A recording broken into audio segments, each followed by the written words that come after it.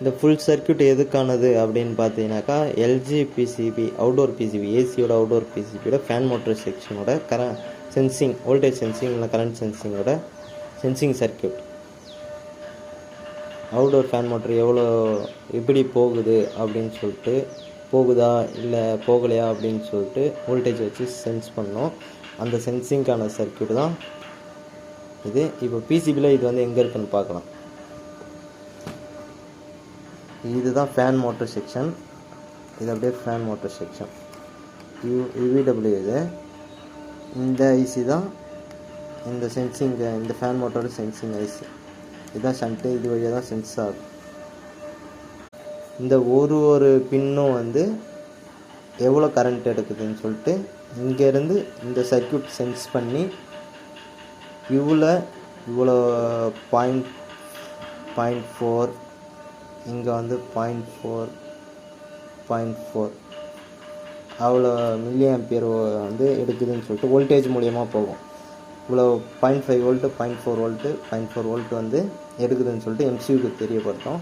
MCU தெரியப்படுத்துறதுக்கு என்ன ஆகுனாக்கா இந்த fan motor ஓடுறத வந்து ஆன் பண்ணி விட்டுரும்.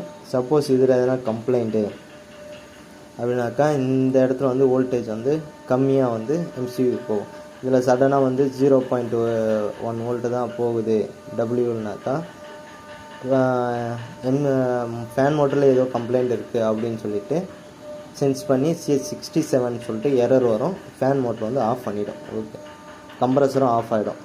இது எல்லாமே பார்த்தீங்கன்னாக்கா TLV 9064 ஓபி ஆம்ப்ளிஃபையர்.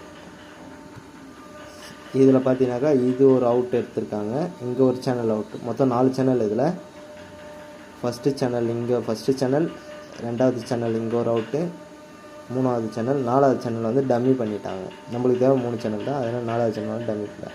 ஒரு சேனல்லேருந்து எம்சியூக்கு யூ போகுது, ரெண்டாவது சேனல்லேருந்து எம்சியூக்கு வியில் எவ்வளோ வோல்டேஜ் எடுக்குது அப்படின்னு சொல்லிட்டு அது போகுது.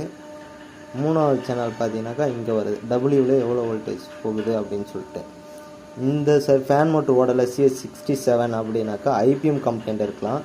ஐபிஎம் எல்லாம் இருக்குது, நல்லா இருக்குது, ஐபிஎம் மால் ஃபங்க்ஷன் இல்லை அப்படின்னாக்கா இந்த ஷண்ட்டை செக் பண்ணணும். இந்த ஷண்ட்டை செக் பண்ணதுக்கப்புறம் இந்த ஐசி வந்து கரெக்டாக வோல்டேஜ் அவுட்டு எல்லாமே தர வோல்டேஜ் வந்து எம்சியூக்கு போகுதா, கரெக்டாக கண்டக்ட் ஆகுதா அப்படின்னு சொல்லிட்டு செக் பண்ணோம். இந்த சர்க்யூட் வந்து டோட்டலாக முடித்தாலே நம்மளுக்கு வந்து ஃபேன் மோட்டர் செக்ஷன் வந்து சால்வ் ஆகிடும். ஃபேன் மோட்டர் பர்ஃபெக்டாக போகும்.